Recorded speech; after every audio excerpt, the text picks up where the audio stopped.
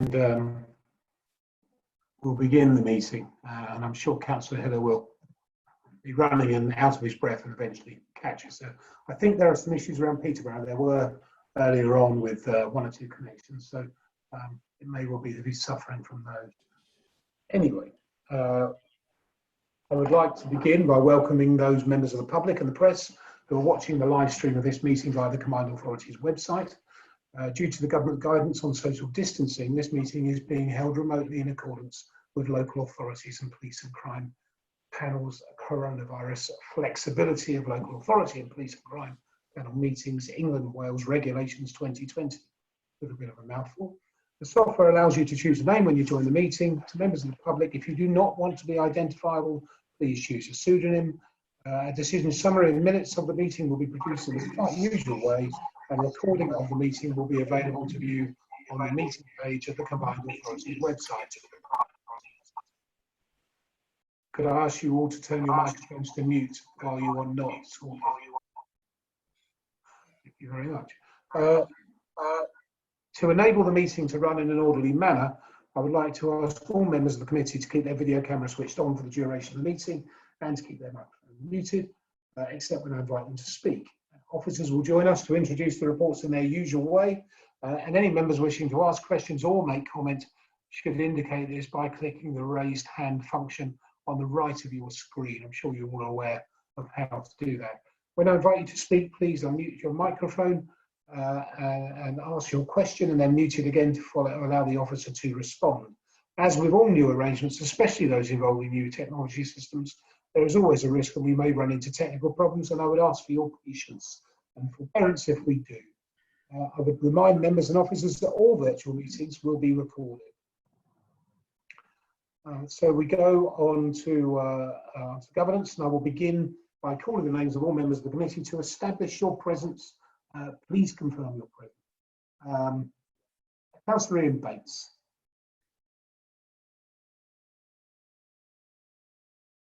Well, I can see you, Ian. I can't hear you, I'm afraid. Your microphone system isn't working, although you're unmuted. Present. Good, lovely. Councillor Peter Hiller. Present, Mr. Thank you. Councillor Nikki Massey. Yeah, present. Councillor Don Nish. Present, Mr. Mayor. Councillor Joshua Schumann. Present, Mayor, thank you. Councillor Chris Seaton. Present, Mayor, thank you. Councillor Aidan van der Veer. I'm here, yeah. And of course I'm here as well. So I don't believe there are any apologies as we've gone through everybody. And does any member wish to declare any disclosable pecuniary interest or non-statutory disclosable interest? Please click the raised hand function if you do. So we are being asked to, we go on to item 1.2, and we're being asked to approve the minutes of the meeting on the 9th of March 2020 as a correct record. Can I ask if any member who does not agree with this proposal to click the raised hand function on the right of your screen now? Okay, so I will take that as no objections to the proposal to approve the minutes as a correct record, so we will take that as carried.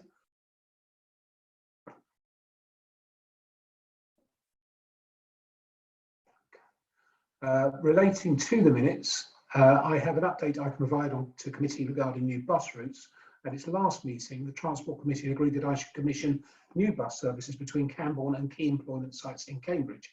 The necessary preparations to do that have been made and tender documents have been worked up. However, under current circumstances, it's highly unlikely that a tender exercise would produce a sensible subsidy figure. We have therefore paused the tender until we have more visibility about the path to emerge from the lockdown. Councillor van der Veer. Hello, yeah, there's just a couple of points of clarification, not all to question the minutes themselves. Firstly, I'm referred to both by my role as a member of South Cambridgeshire on this committee and also as chair of the GCP, I'm on the committee as the member for South Cambridgeshire, and my role on the GCP is not directly relevant. So I think it would be clearer if I was referred to simply as the member for South Cambridgeshire. And secondly, the decision on the sub strategy, which is the same item that you were just talking about, it was just decided at the Combined Authority Board just now. I was wondering why it didn't come back to this committee, having decided to proceed with the sub strategy. Why the approval to consult on the sub strategy didn't come to us. Okay, well, I'll refer that to Mr. Rains, who may have a clear answer on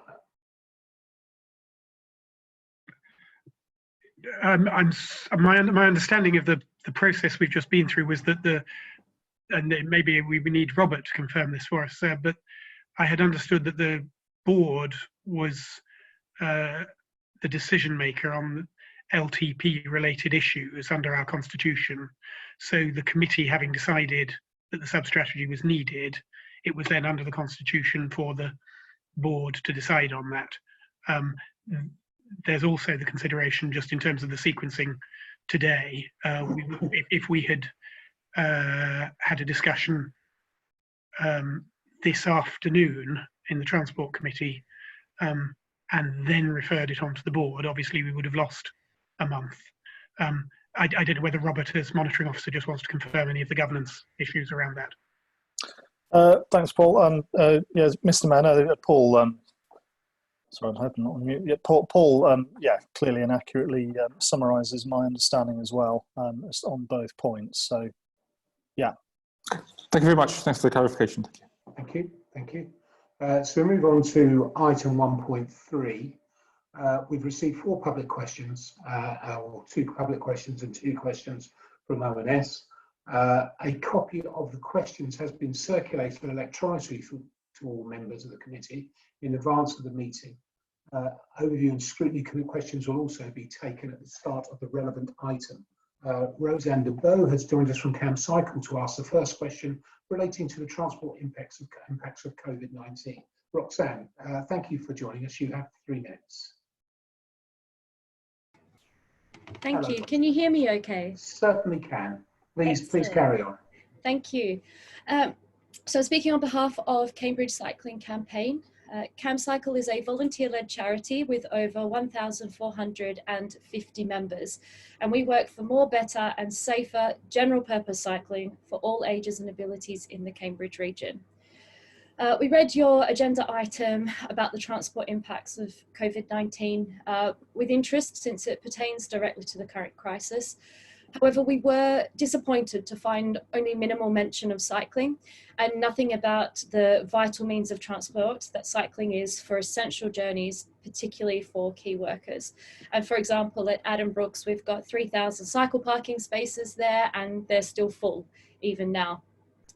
Cities as diverse as Auckland, Bogota, Berlin, Milan, Paris, and Oakland are all installing temporary infrastructure to ensure that people cycling and walking can maintain safe physical distancing while also being protected from motor traffic. Towns and cities in Cambridgeshire and Peterborough should be on this list too, as we should also be global leaders in sustainable transport. Most of our members live in Cambridge and South Cambridgeshire, where we have seen a sharp reduction in motor traffic and consequently an improvement in air quality. However, the empty car lanes have encouraged a corresponding increase in excessive speeding, which still leaves many people afraid to walk or cycle in spite of there being potentially more room for them. Although we're seeing the roads are starting to fill up again. We are concerned that as the months press on, many people will turn to driving in order to avoid public transport. Congestion and air pollution will worsen again, and roads will become even more dangerous for cycling and walking. The consequence of this would be an unnecessary burden on the NHS, and it would potentially undermine the future of the CAM programme of integrated transport. And as we know, if we have any increase to car traffic levels above pre-lockdown levels, Cambridge will grind to a halt. Therefore, we ask, what steps will the Combined Authority take to reallocate space to enable and encourage cycling and walking during the pandemic period? This is vital to ensure that key workers and others can make their essential journeys safely by sustainable means while maintaining the recommended distance from others. We invite the Mayor and members of the Combined Authority Board to engage via video conference with our City, District and County Councillors, as well as road safety stakeholders, including CamCycle, to discuss ideas for temporary measures to improve safety and compliance with physical distancing guidelines. And if you'll bear with me, in addition to this letter, I'll just point out that today we've launched on our website our Spaces to Breathe campaign. We're collecting ideas from the community about where they're having issues maintaining that distance. And we also have an open letter where we're trying to show the broad support for these types of changes. So please do take a look at our website, a lot more information about what I've mentioned here today. Yes, thank you. It's a very interesting point. And of course, I know your CamCycle, but clearly it's relevant to Peterborough as well, and all of our towns. I mean, the reality is that you know, we have the system we have to work with. I've just come off a video conference with Baroness Veer, and certainly cycling was something that was mentioned there, and we asked for help and guidance from government into how we could do something in the short term. Now, the reality is, of course, in Cambridgeshire, highways improvements are the responsibility of the County Council, so I cannot do anything about that without agreement and actually without implementation of the County Council.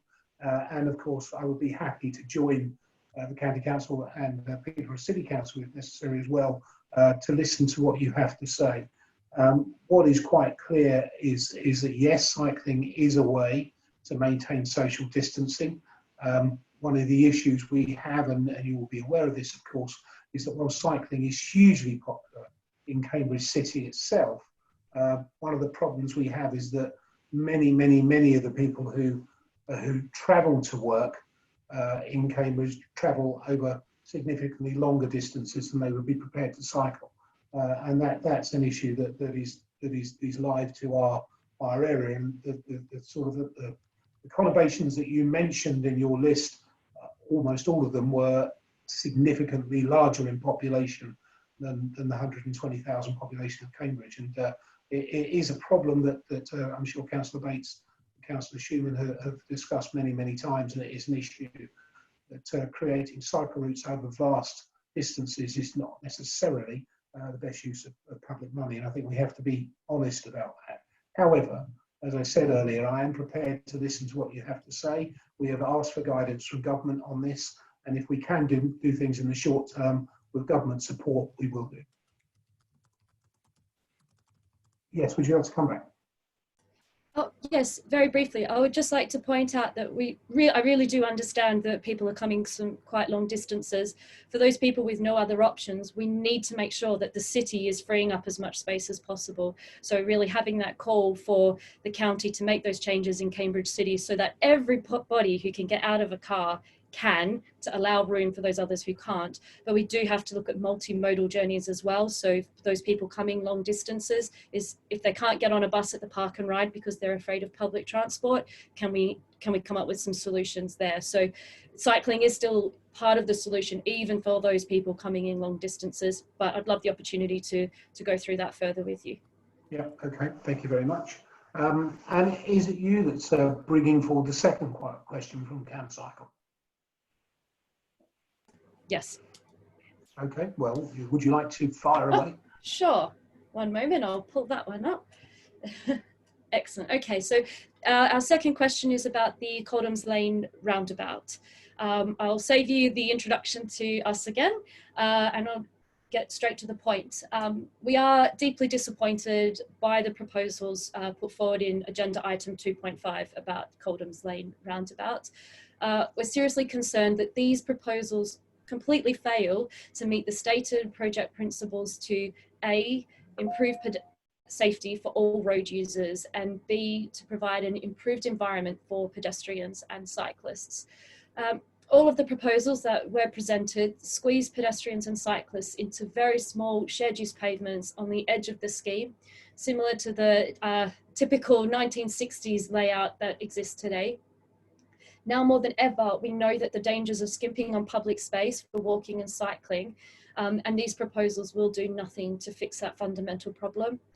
All of the proposals have multiple lanes in the roundabout with high-speed entry and exit lanes, which mean that they promote motor traffic speed at the expense of human safety. And that design decision, it really is inappropriate and irresponsible in this built-up area where there are so many people walking and cycling. And we've been gathering comments from the public about their issues with this roundabout, and we've had so many people express their concern, and I'd be happy to pass those comments on to you as well. We ask, one, that the county's hierarchy of provision, which is supposed to prioritise walking, cycling, public transport, and then private transport last, with safety for each mode paramount, yet these proposed options give the highest priority to motor traffic flow and put people walking and cycling at risk. Why has this hierarchy of provision been inverted in the options proposed in Appendix 1? 2, all of the proposed options in Appendix 1 are unsuitable for the coming decades and should be scrapped.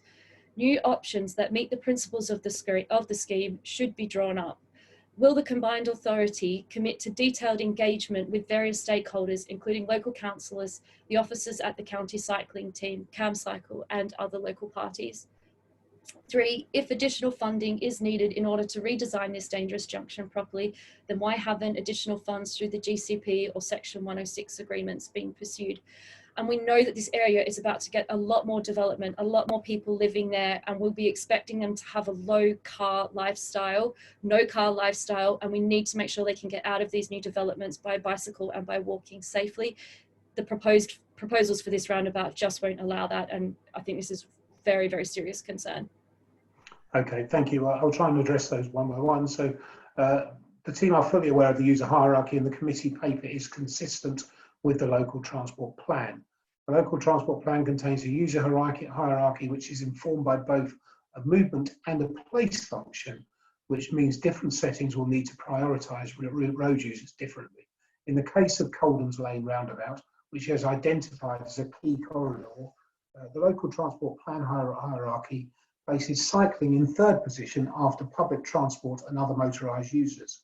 So although the scheme seeks to offer the maximum benefits possible to non-motorised users and was initiated in the first place by concerns about their safety, it would not be compliant with the local transport plan user hierarchy to put non-motorised users above all other road users for this scheme.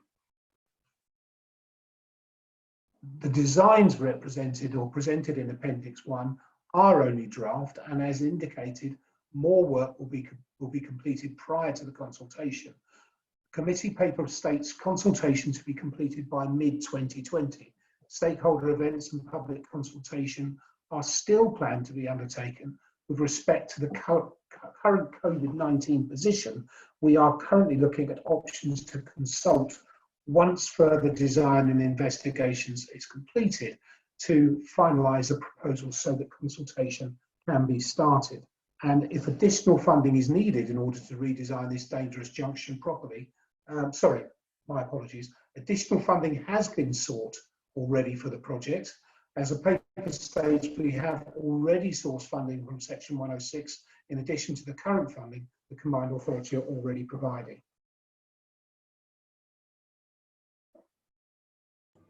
Okay, Roxanne, would you like to come back on that? Yeah, just very briefly.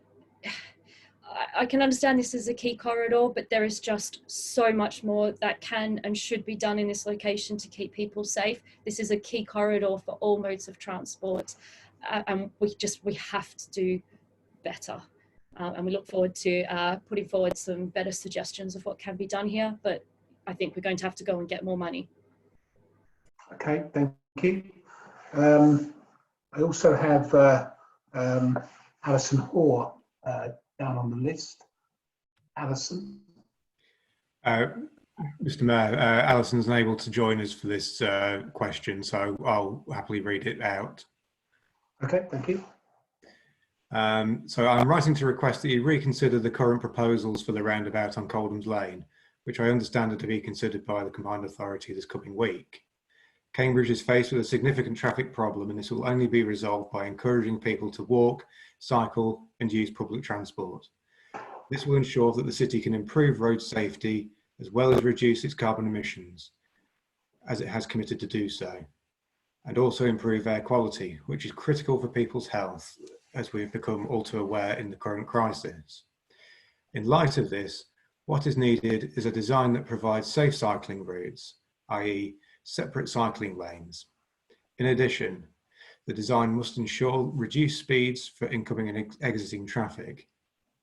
This would also align with the innovative Dutch-style roundabout that is being built nearby. Finding ways to encourage and facilitate cycling and walking must be at the forefront of all decisions related to Cambridge's infrastructure. At the moment, with the drastic reduction in road traffic, everyone has been given a glimpse of what Cambridge could be like if congestion was adequately addressed. I trust that you will consider options to achieve this when you meet this week. Yes, thank you. So I believe that the response to this has been covered by the response to items 2, 3 and 4 that Roxanne offered, and it's a similar point. I would just like to make the point though, whilst we are rejoicing of course in the lack of congestion, the reason why there's a lack of congestion is there's a lack of people working, and less people at work is not necessarily a good thing either. Not saying that we want congested streets, of course we're trying to do all we can to move on from that, and then of course we would like to change, our ambition is to change completely how people move around Cambridgeshire. But in the short term, it cannot be seen as a good thing because it means people are not working, which is not beneficial to the wider economy, and of course certainly not to those individuals who are currently unable to work, and we have to be aware of that. So move on to Combined Authority Forward Plan at item 1.4. Does the committee have any comments on the Combined Authority Forward Plan? No comments.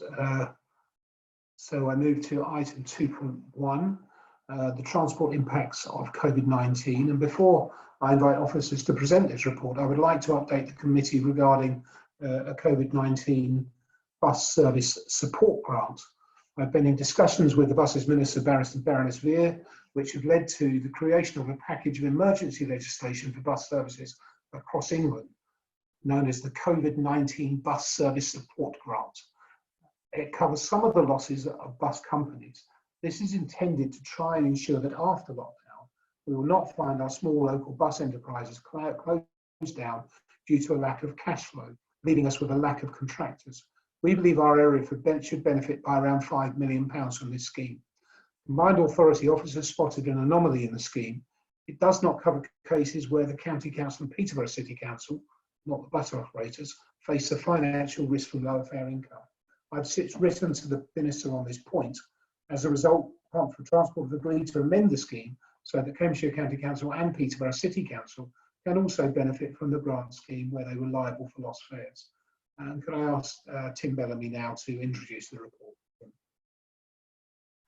Thank you, Matt. I'm going to, just so you know, I'm going to share a presentation.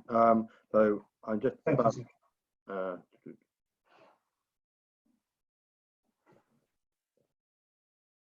can you all see my presentation? No, not yet.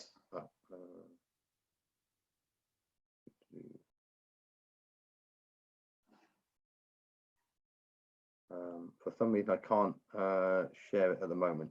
Dan, is there any way you can? I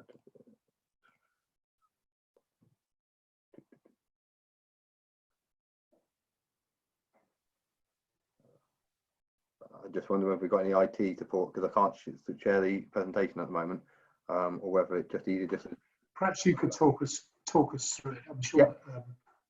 We've read the agenda, so perhaps you could talk yeah. through it. So the purpose of the discussion was there's a number of new challenges created by the post-COVID-19, but also there's a number of opportunities that we need to understand and address so eventually we return to normal. The reason for the discussion is to consider whether the status quo in place prior to the COVID-19 remained appropriate for Cambridgeshire and Peterborough, or whether we could take advantage of some of the potential opportunities to make a significant change to region's transport network. I think I should be able to share it now. Yeah, hi Tim, sorry, there you go. Okay, is that okay now? Can people see my? That's there, yes, thank you. Right. So just to recap where I was. So the reality is that they pose significant challenges to the region, and there are definitely significant opportunities for the authority to understand where we are before life returns to whatever normal is. But also there's a number of data that I've included in here. So I'll go through what the national picture is, and then also how that relates more to the local environment. So moving on to the national picture.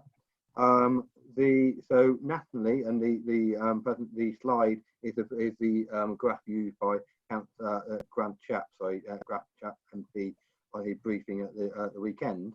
But overall, basically to summarise it, the transport has decreased by 73% compared with what it was pre-outbreak. The rail travel has reduced by 90%, and in London, the tube and bus trips are down by 94% and 83% respectively. To cover off with regard to cycling, walking, van and car journey, they're down by nationally down by 75%, and bus numbers have fallen by 60% nationally. I'll move on to what it is in local area in due course. As you will expect, the number of large vehicles, so HGVs, has declined, but not as much as other areas, because obviously the need for continued essential supply be transported, and similarly with the rail network with regard to freight movement have actually increased. Onto the local picture. So overall, bus passenger is down by 90%, and as you'll see on the left of the screen of my slide, they are the outputs from Google Mobility Reports, which basically shows the movement in Cambridgeshire and Peterborough, and these are in general aligned to national trends, with with trips to retail and recreation down by 77% in Cambridge and around 70% in Peterborough. And then workplaces is down by 70% in Cambridgeshire and down by 6% in Peterborough.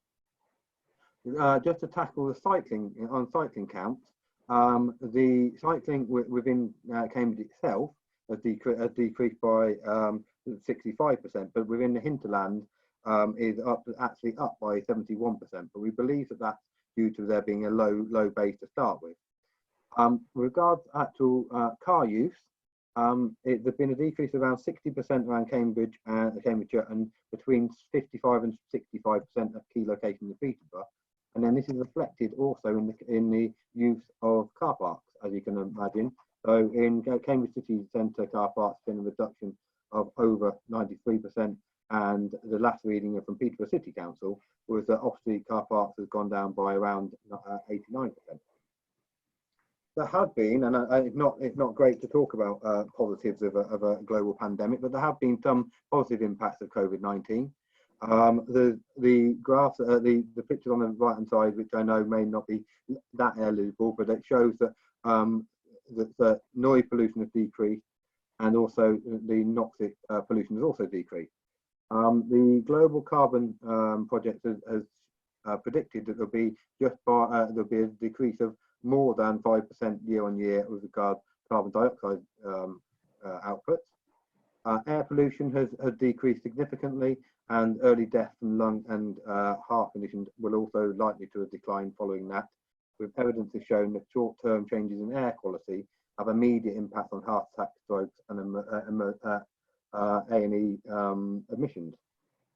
Also, to touch on the point raised earlier around killed and seriously injured, the actual number of traffic deaths and injuries are likely to have fallen, even though there has been a significant concern around excess speed. But due to the number of vehicles on the road, the actual number of KSIs are likely to have decreased significantly. But data is not yet available around that. But that is the general thought from experts.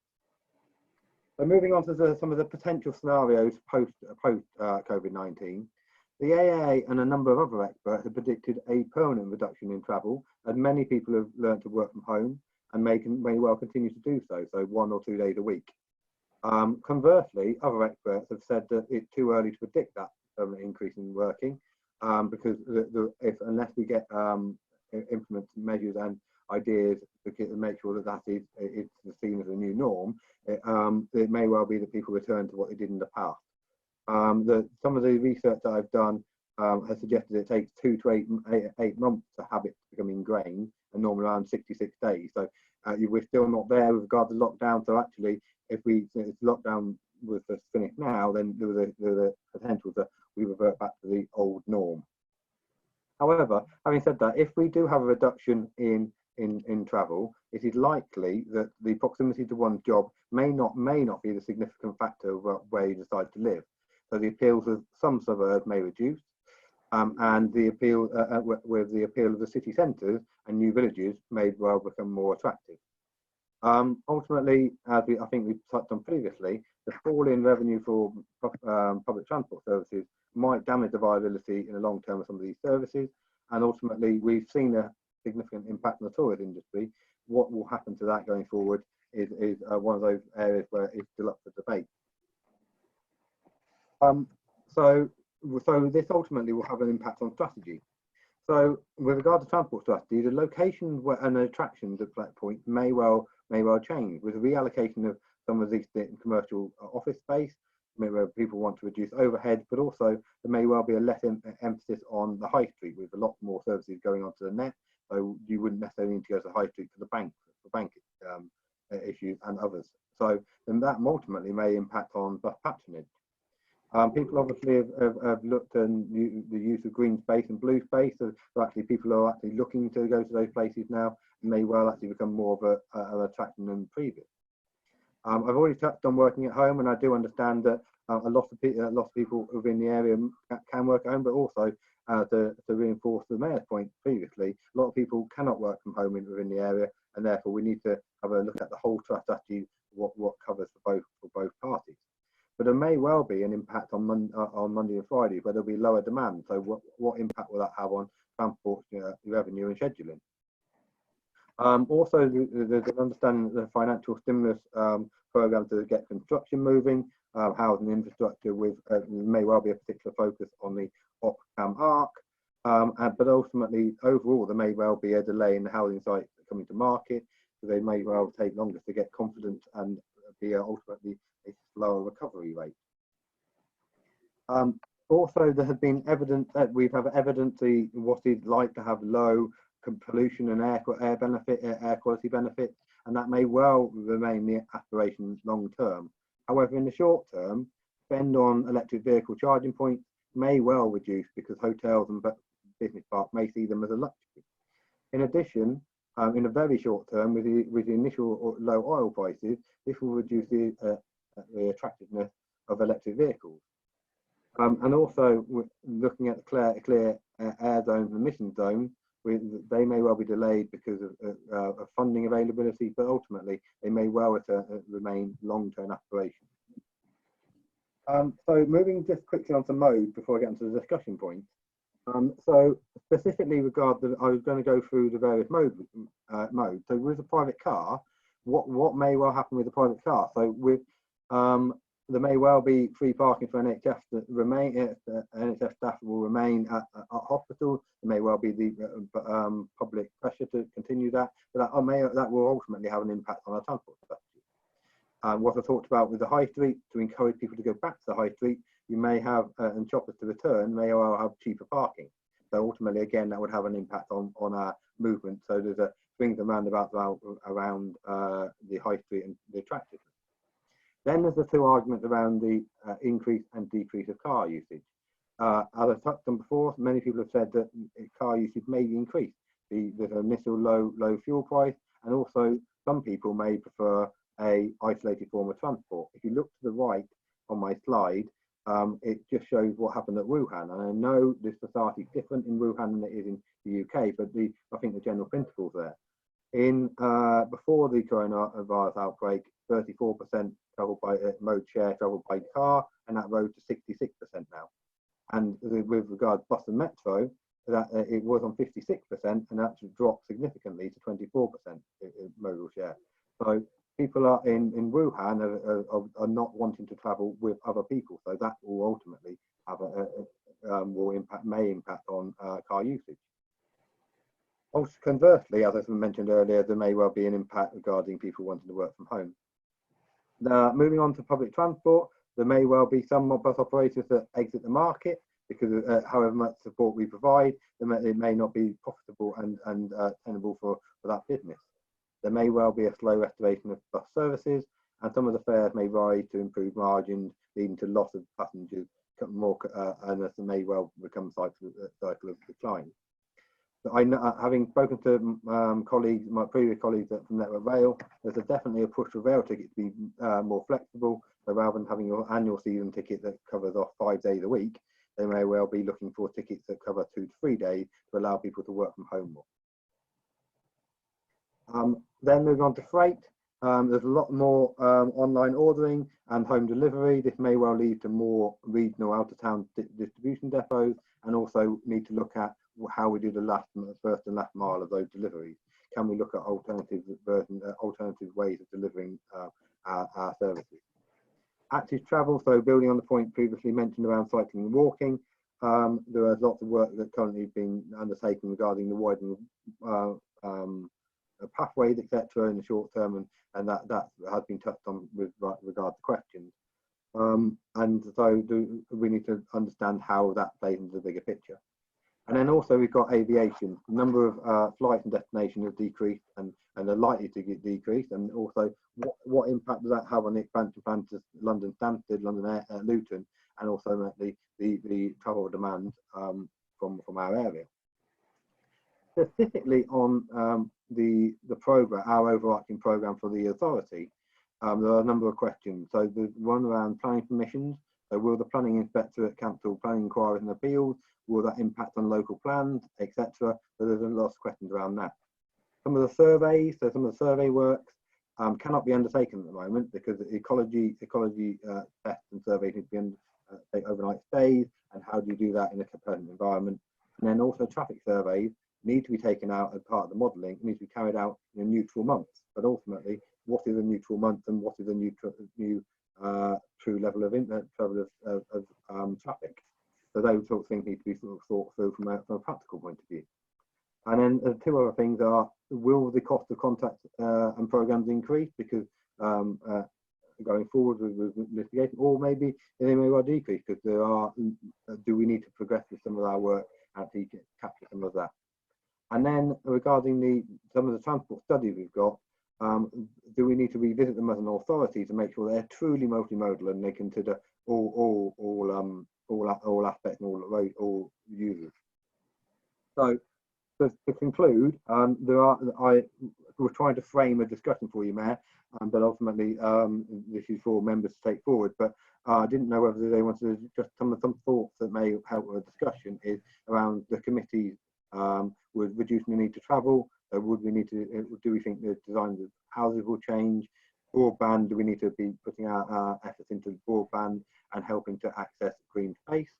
Active travel, the promotion of non-motorised schemes, and also looking at, again, as I said, looking at the transport studies and having a thorough review of those. Alternative fuels and the finalisation of the EV strategy, which is due next year. Do we need to accelerate that? And then also regarding public transport, it's around the importance of CAM, demand responsive transport, and also how that all plays into the bus reform. And ultimately, with regard to congestion, how we tackle that as a multimodal and a transport strategy. So what I'd like to do to conclude is to say that we are focused on economic growth as an area, and that shouldn't necessarily mean that they are mutually exclusive regarding the development of various schemes, from whether we want to look at green infrastructure or the road infrastructure. But that needs to be looked at and reviewed going forward. So that is the presentation, Mayor, to provide some context for the committee, and I'll hand back to you. Thank you, Tim. That's a very complete, very interesting report. I'll open it up to the members. Please indicate if you would like to speak on this item. Councillor Seaton. Sorry, Mayor, but I don't have a little hand down the side there to actually wave at you, so I'm going to have to do it manually. Just one thing, a couple of things, if I may. On the car usage, I can quite understand that in the urban areas that car usage is going to possibly decline and cycling will increase. But banging the drum for the rural areas, which I normally do, it's not really going to reduce rural car use, I would have thought, because to cycle from some of the villages into some of the market towns is too far for a lot of people to do. So we need to, I think, just understand that and make sure that we are aware of that in our planning. Thank you. Thank you, Councillor Seaton. Councillor Massey. Yes, thank you. I just wanted to comment a bit about the need for social distancing. Social distancing is going to be with us for quite some time. We know that already. Even post-lockdown, there'll be some form of social distancing, and particularly within the high streets, we need to be thinking about how to make more space for people who will be queuing on the pavements and in our roads, potentially. We already see it now, aren't we? We're seeing people queuing outside for Boots and other shopping supermarkets. But when other shops start to gradually open, we're going to see the same thing there. So we need to be thinking about how we can safely ensure that social distancing is happening. In regards to the buses, as the presentation said, from what's happening in other countries, people are going to lose confidence in the buses. But even worse than that, if we're going to have to allow for social distancing, on a double-decker bus, you're only going to be able to fit 18 people on it, in any case. So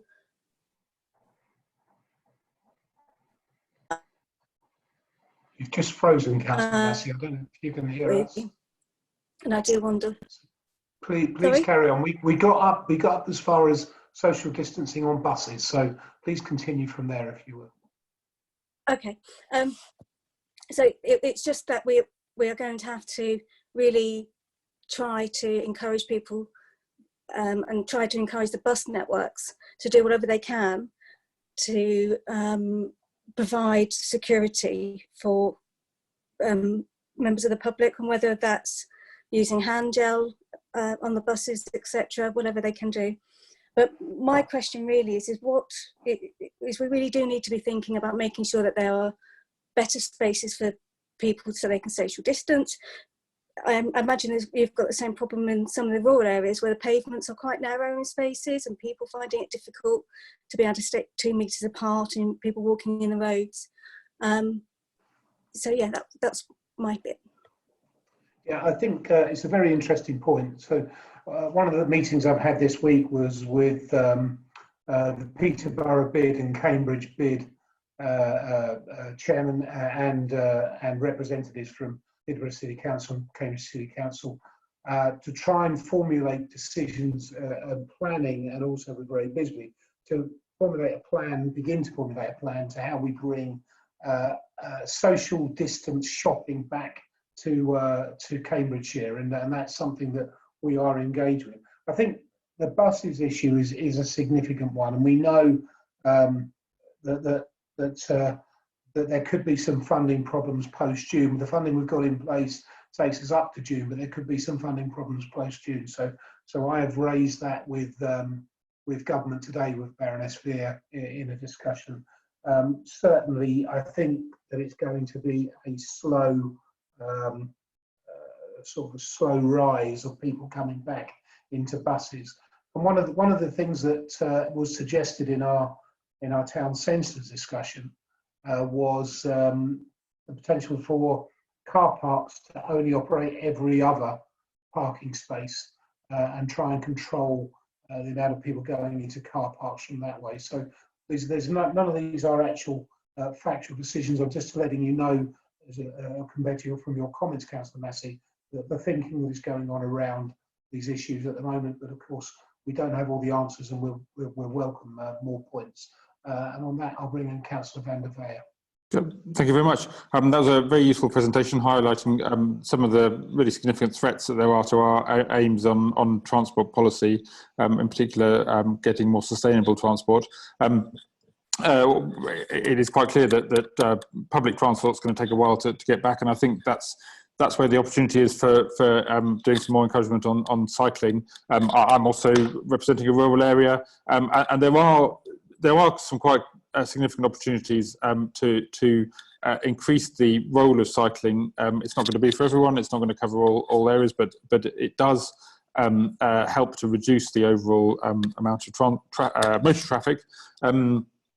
And I think one thing we can usually do, for example, is as businesses, the larger employers start bringing employees back, do some engagement with them on their travel planning, because obviously there's going to be a lot of change that they're experiencing, and then working with their employees on active travel, which is able to achieve the social distancing in the same way that cars do. Which is one of the reasons why cars is sort of going up in some places.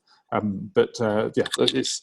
I think we can be a bit more ambitious on this. The cycling, for example, electric bikes do enable much longer distance travel within rural areas.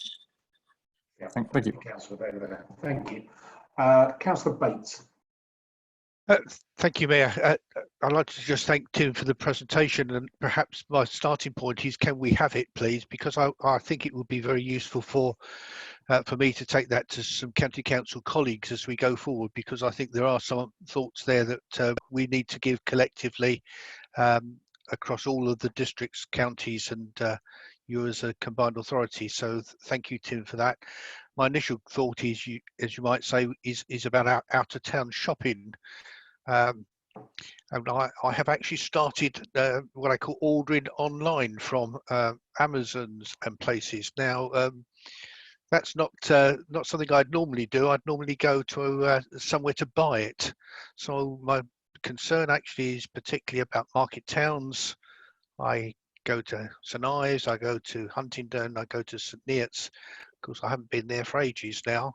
So I'm a bit concerned about what I call the drift in some respects to out of town. Understand about house building, understand about them getting back to work. And can I looked at the combined authority the board this morning, and congratulate you, Mayor Palmer, on the work the combined authority is doing with small businesses, because those are the backbone of this county. I was very pleased to hear the announcements that I heard you announced today. So I'm very pleased. But I think I'd be quite happy, Tim, to, if you like, perhaps ask officers at county, and I'm sure Peter in Peterborough would somebody want to do the same, and come back to you with some of our thoughts as we go forward. That'd be very helpful. Thank you very much, Councillor Bates. Councillor Nish. Thank you, Mr. Mayor. I'm not going to repeat all the others, hopefully. And again, a very interesting presentation there, and I do agree it'd be really useful to have. And I think there's a lot of thought processes that need to go on from after that, because it's such a wide area of what potentially could change. It could be massive change. The things I was thinking of as we were going through, as Councillor Bates says, market towns, uses of buses. I think one thing which I think would be useful to consider is that, you know, the shops that are currently open, like the supermarkets, they've gone through massive change, and actually we could probably learn a lot from how they have changed and how they've coped with distancing and some cases the lack of distancing, because it's very difficult from a psychology perspective. Some people are quite happy to distance and other people still don't get it, but it'll get there in time, and it will go on for a lot longer time. So I think it'd be useful to sort of discuss with the supermarkets the way they've managed to cope as well from a distancing perspective. And the other one is, again, classic, we all seem to be fairly clear today so our broadbands are fairly good from our perspective. Having seen some of the parish councils operate, they've done extremely well, but some of them are struggling quite considerably with broadband. So again, other areas to really consider as to how we look at for the future for infrastructure with housing and all that sort of stuff. But on the whole, I think it's a really good thought process on that presentation that you've given. So thank you very much. Yes, thank you, Councillor Nish. Councillor Schumann. Thank you, Mayor. Just to say that I certainly again appreciate the presentation. Some of it does feel a little bit of crystal ball gazing, which I appreciate is absolutely the case. We don't know what's going to happen.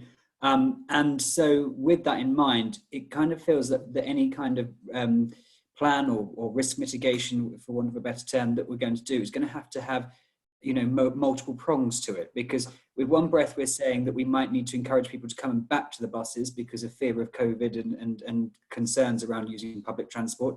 And in the other, how do we make the buses big enough to cope with demand, because we're now going to have 2 meters apart from each other. So, you know, I think it needs almost a two-level approach to almost every problem that we might face. And equally, as we've said, we may see a reduction in demand because people are now going to work from home more often because they've decided that that's a good way of working. And I can't see a lot of the, some CBI data suggesting that hospitality and the retail industry is going to take some time for it to pick back up again. So we may see a huge reduction in demand.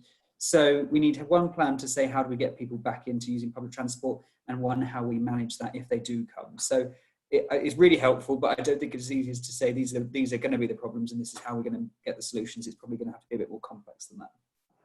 Yeah, I totally agree. It is, it's an excellent piece of work, but we are all sticking our finger in the air to a certain extent. One of the things that I do think that we could probably bring forward, possibly or hopefully through the mayoral forum that we have on a Thursday, is for many, many years I've heard people talk about staggering working times, staggering opening times for business.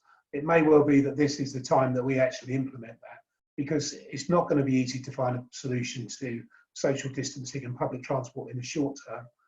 And the question has to be, does every business have to open between the hours of 8 and 6?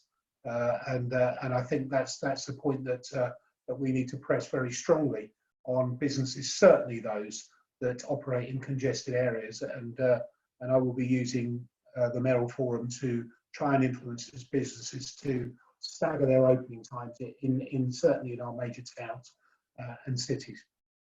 Well, thank you very much for your input into this really, really interesting piece of work. And I wonder, we're going to vote on this. There does seem to be a general consensus support of recommendations. So I'm prepared to move from the chair. Do I have a seconder, please? Okay, a number of them, but I'll go for Councillor Schumann because he's in the middle of my screen. And unless anybody's putting their hands up as being now, as not being in favour, then we will move on and say that this is recommendation has been carried. Okay, thank you very much. Item 2.2, this is budget and performance report. We have received a question from the Overview and Scrutiny Committee, and am I reading this? Can I ask Robert? Am I reading this and answering it myself, or is there a member of Overview and Scrutiny here to put the question? Apologies, Mr. Mayor. I'll just check with Dan. Do we have Overview and Scrutiny joining us today? We don't. I'm happy to read the question. Thank you very much, Dan. Thank you. Sorry for the error in there. Yeah. So this is from Overview and Scrutiny Committee on the Budget and Performance Report. In terms of capital spend, a number of the projects have been delayed because of circumstances and now with COVID-19. Is there any thoughts on how this will affect the plan for deliverables for 2020-2021? Presumably there may need to be a revision of the medium-term financial plan and budget for 2020-21, and what is achievable in the new world that we are living in.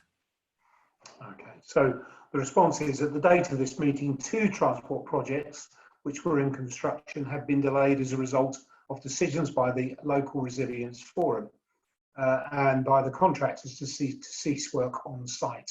These are projects on the A47 Junction 18 and the A605 Stanground. The situation is being kept under review in the hope that work on site can resume soon in accordance with government guidance on safe working, and we remain optimistic that work will be. No other transport projects have been significantly impacted by COVID at this point, although there has been a limited delay to the consultation on the March Access Study due to reconfiguring the consultation as a digital exercise. A small number of county council projects have proposed that a budget contingency be created against potential COVID impacts. The board has asked that a review of budget priorities for the Combined Authority as a whole be undertaken to reflect the overall impact of COVID and the need to promote economic recovery. And the conclusions of this work will be presented to the board in June. So I go on to Roland Potter, who's going to introduce the report. Roland. Thank you, Mayor. Thank you, committee. I'm just getting up. This is the budget and performance update. It's a standing item at this committee, and the recommendations are to note the April budget and performance monitoring update. There's revenue and capital reporting on the main paper, and the highlight there is 9% underspend on the revenue, and there's 4 projects detailed accordingly there. I'm happy to answer any questions on them. And then on the capital budget, there's a slightly larger number of projects, and again, I won't go through them individually, but happy to answer any questions on them. I think the point that I would make is that you will see, as future reports come forward over the next couple of months, some movement in terms of activities that we've put in place over the last 8 or 9 months to address underspend going forwards, in terms of improved governance and in terms of driving projects forward, challenging costs, etc., etc. And I think you'll see some movement on future reports. If we go down into performance reporting, there's a couple of graphs that I would like to bring your attention to, and they are the GVA target baseline, jobs trajectory baseline, and housing performance. I think there's relevance to those. All 3 of those graphs are showing us on target or exceeding target, which I think is a positive thing to address. And equally, our transport projects further down, key projects, are predominantly reporting green still. We've got a couple at amber and 1 at red. I commend the report to the committee. Okay, thank you, Roland. Any questions for Roland on this? No. So this item is for noting, and as there are no questions, we will duly note and thank you, Roland, for introducing the report. So I'll go on to item 2.3 on the agenda. Roland, you're back again.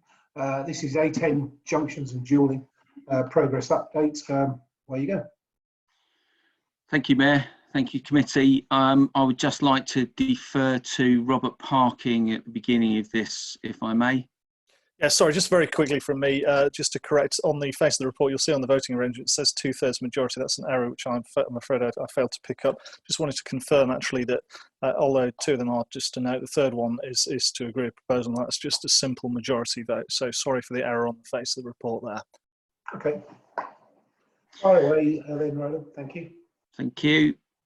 So yes, this is an update predominantly with an agreed proposal approach on the A10 junctions and dualling corridor study that's been ongoing on the strategic outline business case. So we've got recommendations of note the SOBC stage process, B, note the details of the budget 2020 announcement in relation to the major roads network and local large major applications of July 2019, and C, agree the proposed approach to progression to the OBC stage.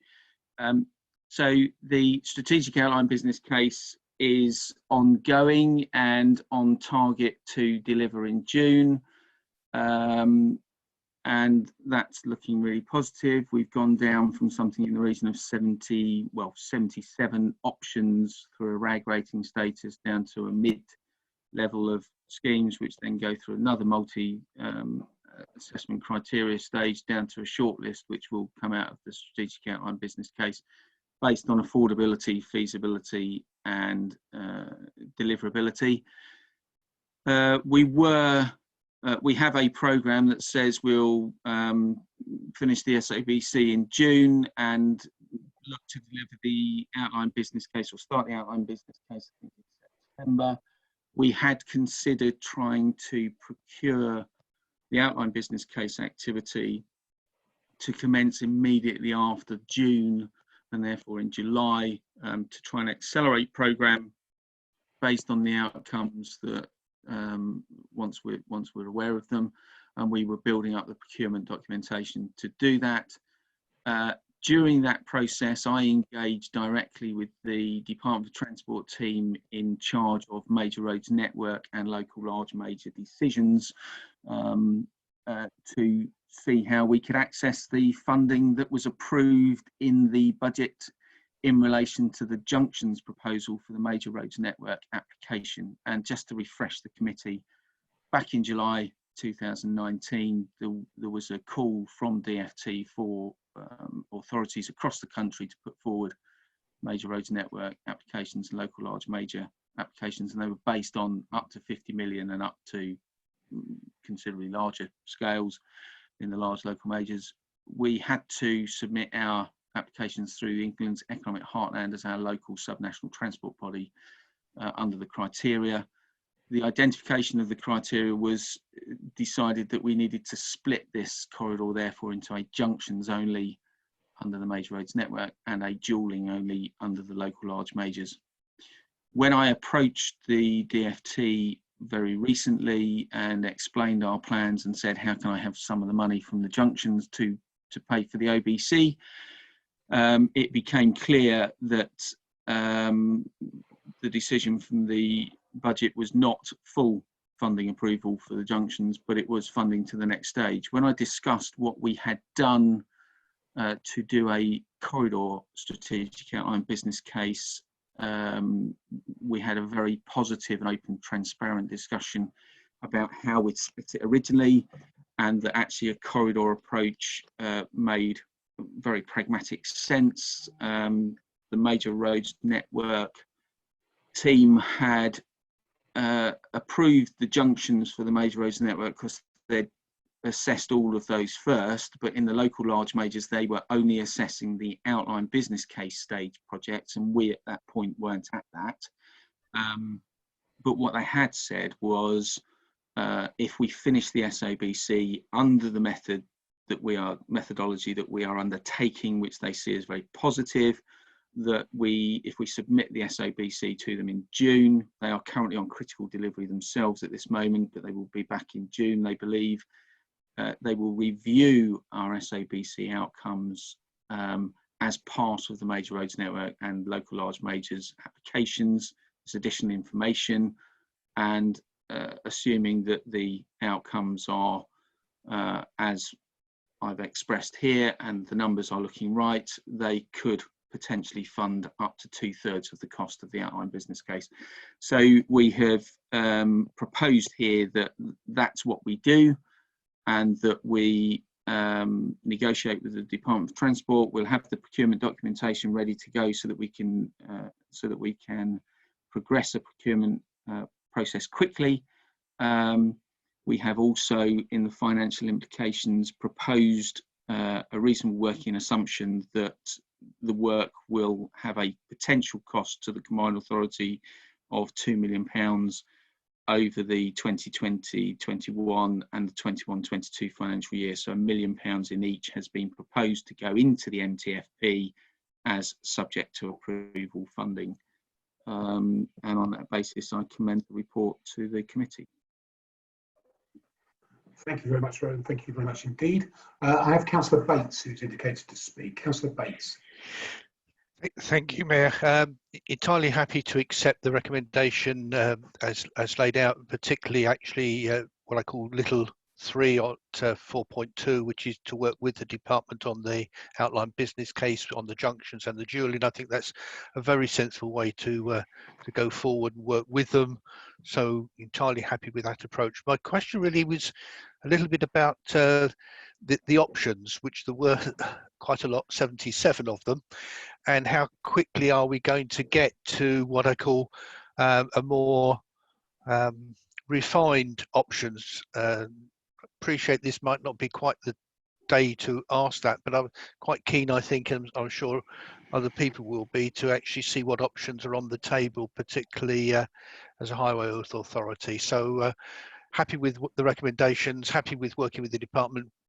A little bit more detail on where we've got on the various options might be useful at this point, Mayor. Thank you. Roland, would you be able to come back on that, please?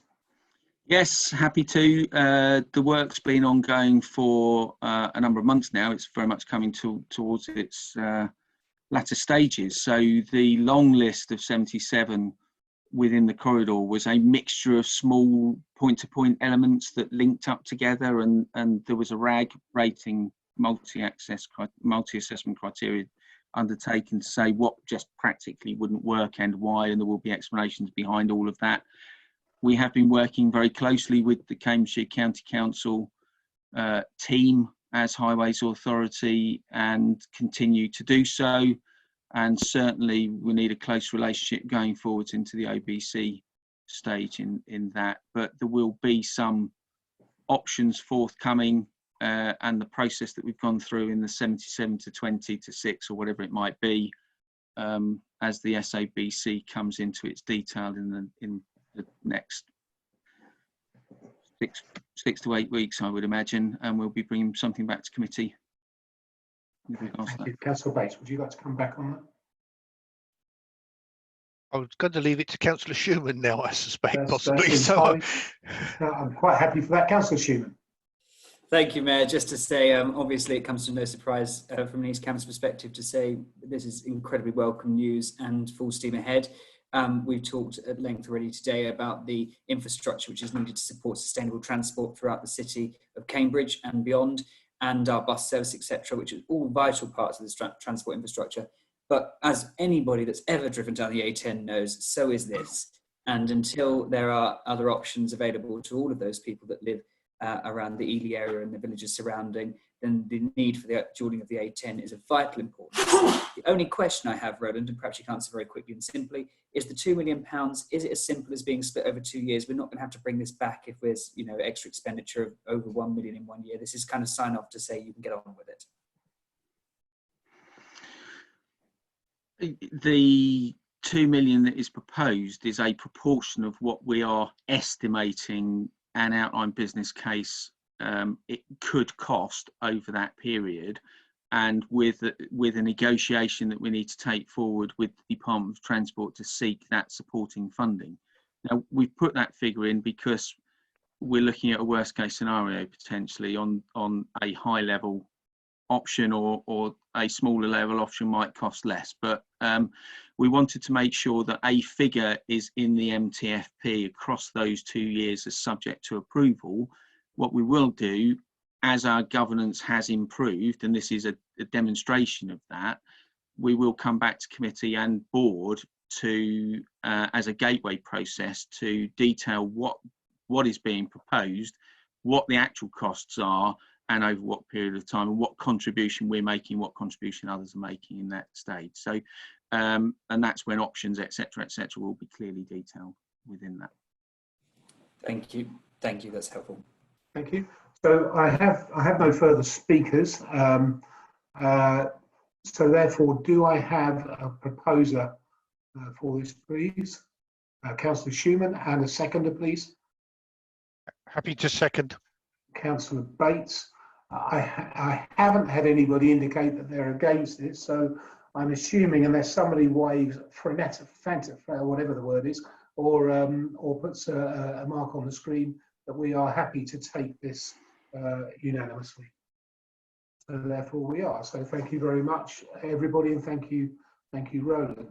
Thank you. Item 2.4 on the agenda is the Bus Reform Task Force, and we have received questions from the Overview and Scrutiny Committee in relation to this report, and we'll probably go as we did last time, and our Democratic Services Officer will read the question and I'll read the response, if that's okay. Thank you, Mayor. First question on the Bus Reform Task Force. The vision of the bus network is very laudable, and when implemented will provide a solution in helping the transport infrastructure. How are we working with other counties to get connectivity to out-of-county locations around the area, as this affects a number of communities around the county? Yes, and my response to that is, as the business case is developed, specific proposals for the bus network will emerge towards the summer. At that point, it will be possible to identify where there may be a particular need to consider cross-border issues and travel corridors. In the meantime, CPCA officers are establishing good working relationships with our neighbouring authorities to reassure them of our good intentions and to discuss how we can share cross-border responsibilities. And I look forward to this bearing fruit in due course. And the second question on the Bus Reform Task Force: when the scheme is set up, what proposals are there for encouraging people out of the car and onto public transport? We can set the system up and show that it runs well, but what positive steps can we make to increase usage? In line with the local transport plan policies, the Combined Authority aims to encourage more people to use public transport by making it genuinely attractive alternative to the private car. The survey of bus users and non-users carried out during the winter showed that a frequent service, reliability and punctuality are the most important factors influencing passengers and potential passengers in their choice of bus travel. So I expect that the emerging proposals from the bus review will include ways of making improvements to frequency, reliability and punctuality. As the work develops, there will also be a scope to look at fares and fare structures, including designing specific ticketing arrangements that can encourage more people to use the bus by incentivising, for example, more regular use or travel in groups. This will, however, need to take into account the likely short-term disruption of fare revenue and passenger behaviour as services gradually return to a steady state after the COVID-19 lockdown period.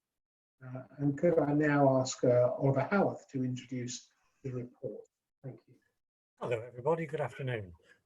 Right, so this is talk about the Bus Reform Task Force. There are 3 items for approval, but the main one is going to be about asking for approval to move to outline business case for the Bus Reform Task Force work. To put some background around that, clearly we've been looking at the bus network and how it works for the last year. We carried out a major piece of survey work in the second half of last year, which has given us clear views, as the Mayor's just expressed, actually just taken some of the items from that in terms of frequent reliable bus services. And we therefore have identified 4 options that we want to take forward and consider at the outline business case stage. And they are to look at continuing with the deregulated bus service, which is the situation we have now, to look at some sort of... Oliver? Yes? You just broke it up there a second. Could you repeat that? Otherwise we wouldn't know the main points. Okay, certainly. Right, so as a result of the work we've done, we've decided that there are 4 different ways we can approach this work. We can look at, number 1, keeping the deregulated bus network, which clearly is one which has not worked well for us recently, and that's been expressed in the views of the people coming back to us. The second option is looking at advanced quality partnership services. A third would be an enhanced version of a quality partnership, and the fourth would be franchising. Now at the moment we still have not got a preferred way forward. What we need to do now is move forward and to develop a business case for each of those 4, looking at, in each of those 4 situations at 3 different scenarios. The scenarios are to do nothing, to keep things roughly as they are at the moment, to do something, an enhanced bus network, or to do a great deal, which will be a very advanced bus network. And clearly, we therefore need to look at those in different ways. So we've got professional advisors in, we've got ITP as consultants, so we've got a legal firm who are also advising Merseytravel and I believe Transport Greater Manchester about what is required. And so we're looking at 4 options, each 3 scenarios for each, and we need to prepare 5 different parts of what's called a Green Book outline business case, which are the strategic case about whether the proposal is needed, the economic case, is it value for money, and if we can satisfy those 2, move on to the commercial case, is it viable, the financial case, is it affordable, and the management case, is it achievable. So this is the work. There's actually a lot of work to be done in the next couple of months to move this forwards, and that's what we're here to try and seek permission for doing today. Thank you very much, Oliver. Any comments from members at all? Councillor Bates. Thank you, Mr. Chairman. I think the first thing is congratulations on the amount of work which lots of people have fed into about what they do or don't like.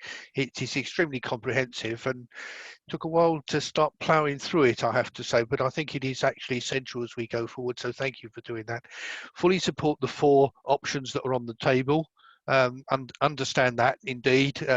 And that will be interesting to see, particularly as Manchester, I think, is taking quite some time to actually get to some of those thoughts as well. Also understand about the strategic cases and the economic and the commercial, etc., etc. So fully support all of that. Can I just actually sort of fully understand? It's at 2.10, which is about the auditor. I'm a bit unclear as to when it says an independent auditor. Does it mean it completely independent, or is it the one you're currently using?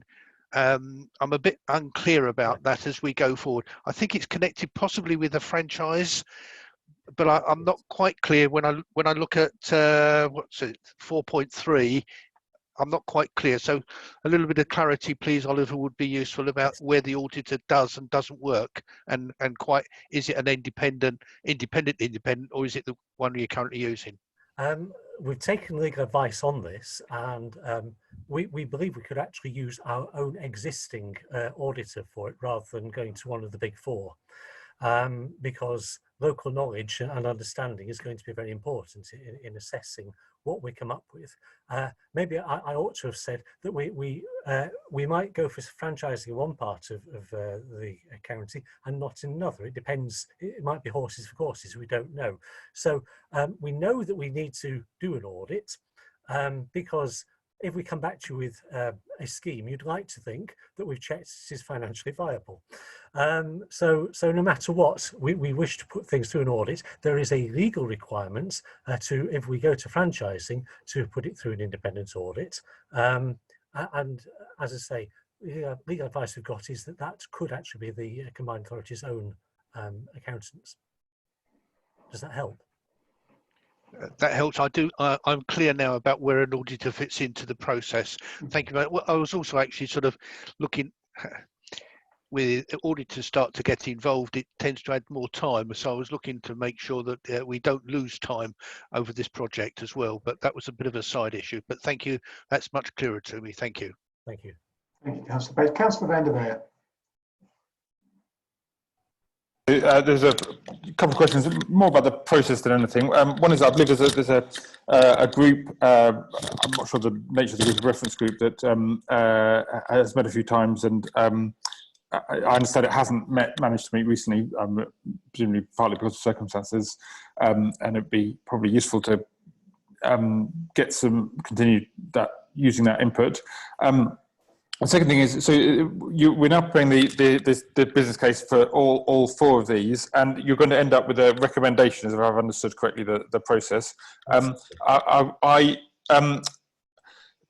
wondering what room there was to influence or just sort of have a wider input in that choice of recommendation. I mean, because you'll be looking at it from a sort of quite a technical perspective, and there might be some sort of when there's some sort of things to balance off that are maybe wider considerations. I was sort of interested why you need to end up with a clear recommendation in the business case at this stage. Yes, and you're absolutely right, Councillor. What we're doing at the moment is asking Commission to go through the 4 options and select either one of the 4 or a combination of more than one of the 4 to take forward. That then goes through the audits process. At the end of the audit process, then go back to public consultation, and there will be at least 2 months of public consultation before we go live with it, as it were. Because we need to take those things together and then go back to the Mayor. Great, thank you very much. Thank you. I have no further speakers have indicated. Was that Councillor Heather? I don't have a hand on my screen, so I apologise Okay, for appearing to jump in. But can I just say that I thought it was an eminently all a very straightforward recommendation and request, and I'm looking forward to see what comes out at the end of the sausage. It should be an interesting meeting. Okay, thank you, Councillor. I hope everybody got the gist of that. It was a little bit broken up at my end. I hope it was just me and not everybody missed the essence of what Councillor Hill had to say. In essence, I think it's a simple question, and I certainly give my permission from a people point of view for the target. Okay, thank you, Councillor Hill. So the committee has recommended to note the progress of the project to date, agree the project should proceed in writing of outline business case, and delegate to the Director of Delivery and Strategy the procurement and appointment of an independent auditor. Do I have a proposer, please? Councillor Seaton, and the seconder, please. Happy to say. Councillor Mish or Councillor Hiller, either. I haven't had anybody speak against this, so I will assume that everybody is in favour unless somebody indicates now. No, so everybody is in favour. So thank you very much. And, thank you. Thank you very much to the officer team for the work they've done so far. Item 2.5 is the Coldhams Lane roundabout. Of course, this was one of the things that we were questioned on earlier on by members of the public, and I know that that it's causing a few issues. So could I please ask Mehmet Ahmed to introduce the report? Thank you, Mayor. Hello, everyone. So essentially, I've come back to committee following a January presentation of the options that were presented in terms of the improvements and the enhancements to Coldhams Lane roundabout, and to proceed to consultation. That was the decision in January.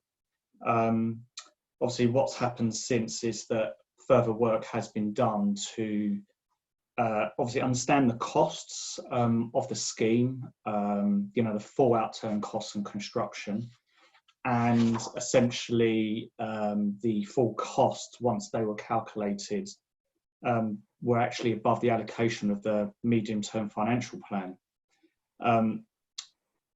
We have been working with the County Council to look at what other options we could consider to take forward, i.e., you know, trying to work within our means and the budgets we have.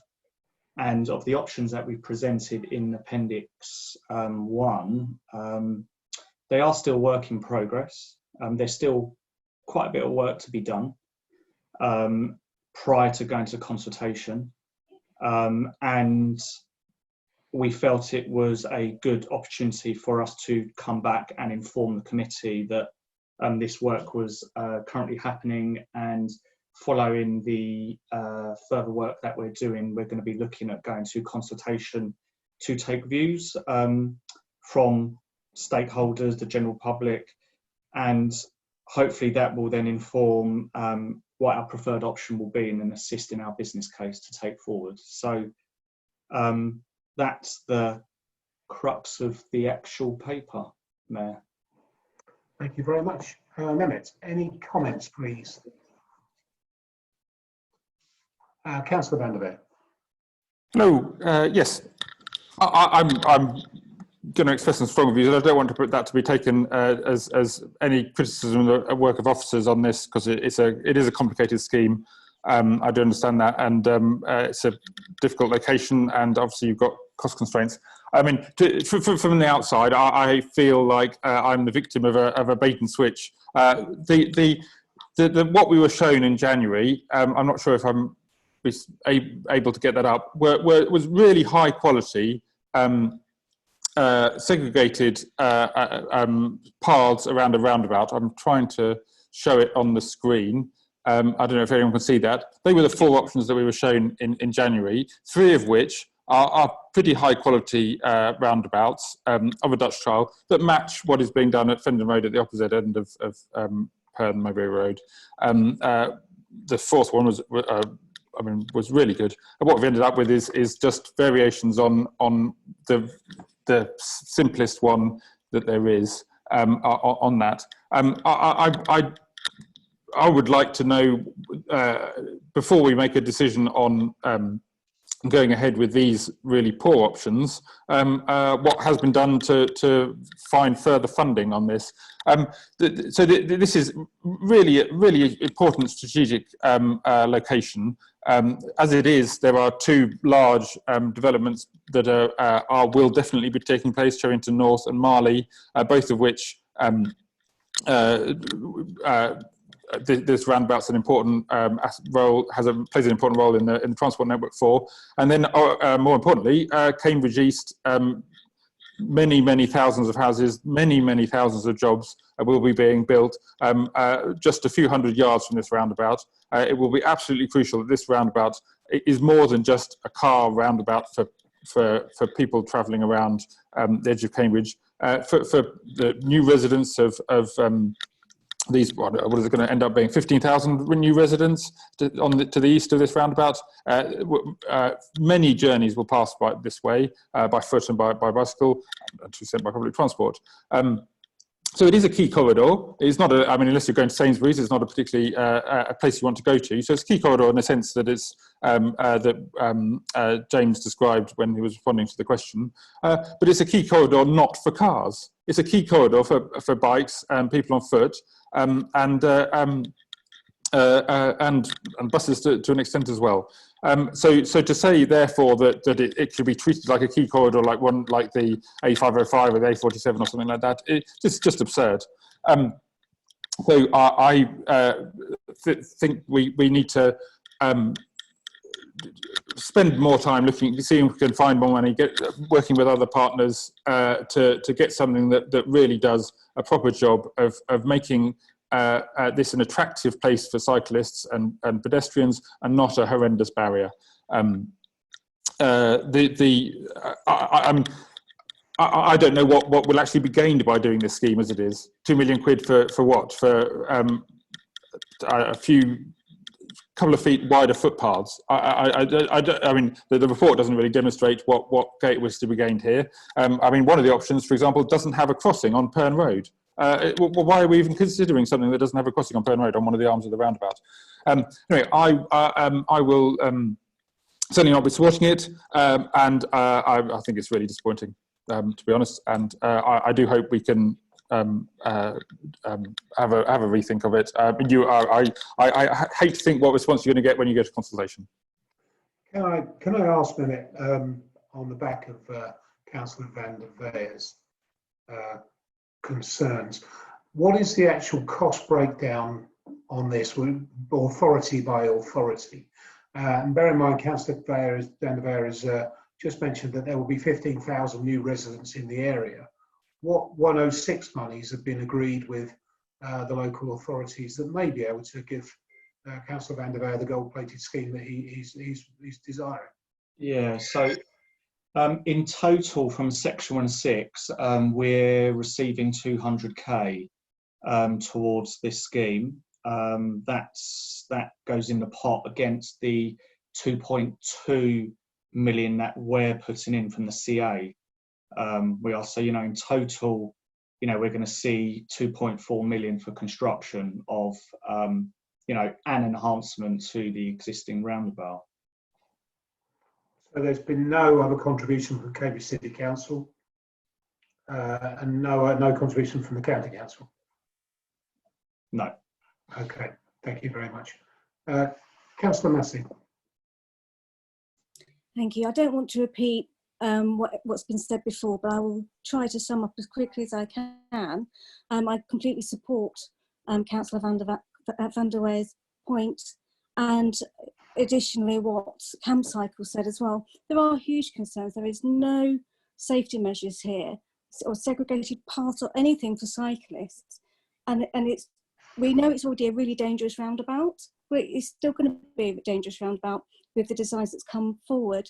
And again, when you do go to consultation, I fully expect that's the results that you'll hear from the public. So the question really is, how come we were presented with totally different options in January, and now we've come to, we're being asked to go to consultation with something completely different. I really don't quite understand why the decision was to take out any safety measures for cycling. Secondly, so if we go to when we go to consultation,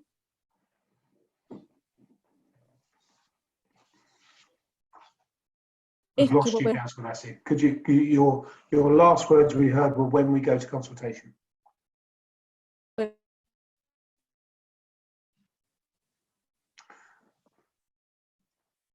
We've lost you completely. Can I just, we'll bring Councillor Massey back in, Mehmet, shortly. Yeah. What discussions have been had with the Greater Cambridge Partnership? Councillor Massey, I'm sorry, we lost you completely. You cut out. So perhaps if you could. Okay. Can you hear us? Turn my camera off and see if that works. No, yeah? We can hear you now. So please repeat your point. Right. So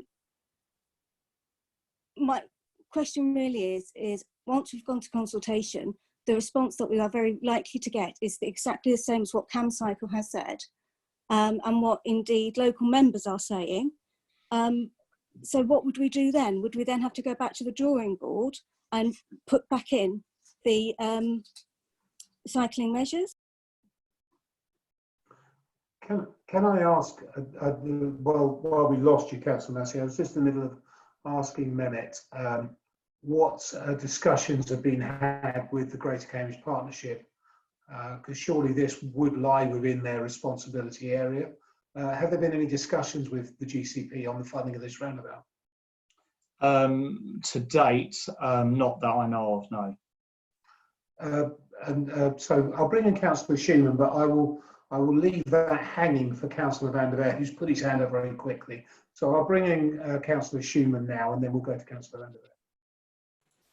Thank you, Mayor. I just wanted to perhaps follow on from your comments around the question you asked around Section 106 contributions and other contributions, because it was only, I think, at last meeting when we sat in this Transport Committee from the Combined Authority where we were discussing a roundabout on the A10 near Lancaster Way Business Park, where the District Council, East Cambs, like many other district and city councils, are finding financial challenges and yet felt the need to put significant resource from Section 106 money into a project so that we could see the improvements done to that roundabout. So I appreciate that, you know, we'd all like gold-plated solutions and they include underpasses and bridges for cycles, but the reality is that we're not living in a world where they're always possible. However, if this is so unpalatable, that I would suggest that the City, South, or anyone else who wishes to contribute puts their hand in their pocket and finds a way of funding a more advanced scheme that might be palatable to the cyclist group in Cambridge. Thank you, Mayor. Thank you very much, Councillor Schumann. Councillor van der Veer.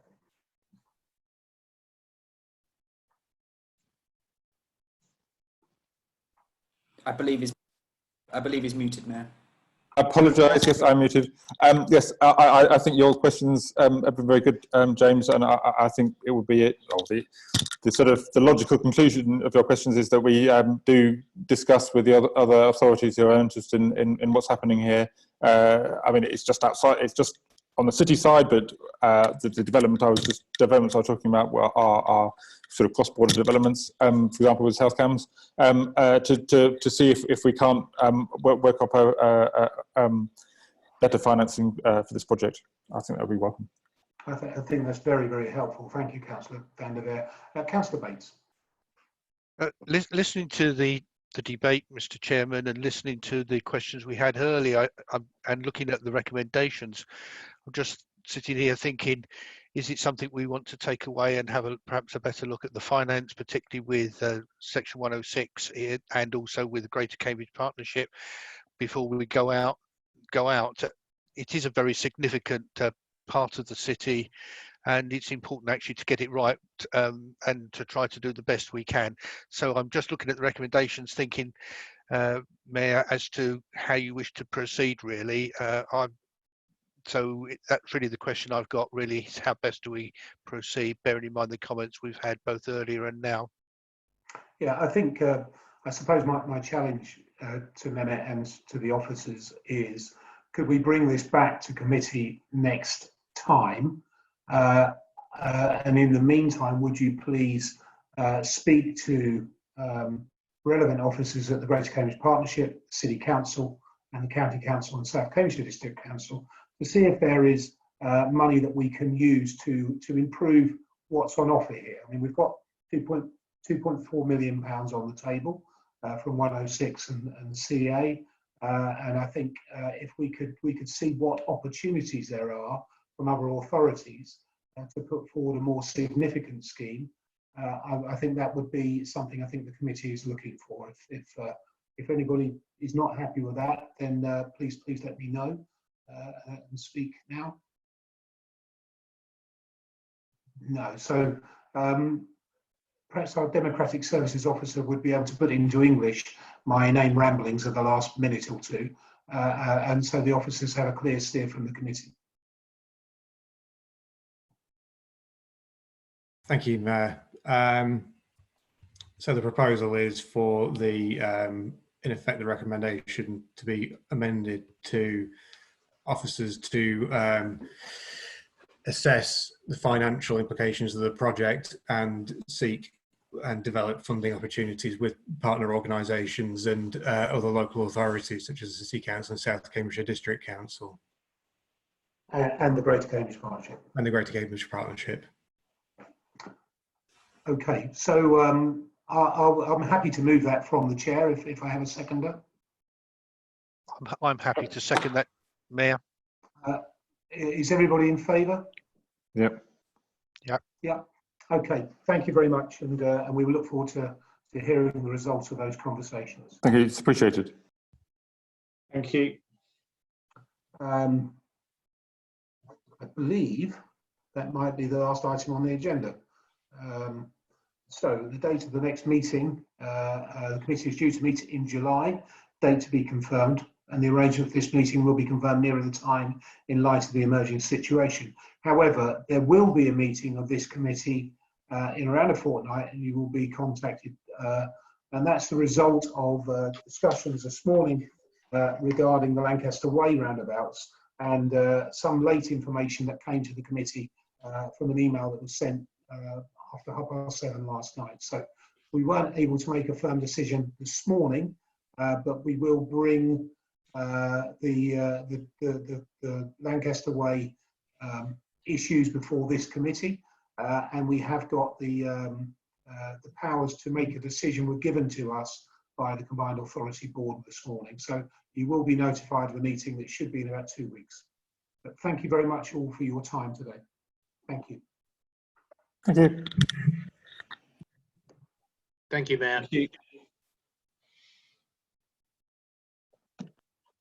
Thank you, Mayor. Thank you. Thank you all.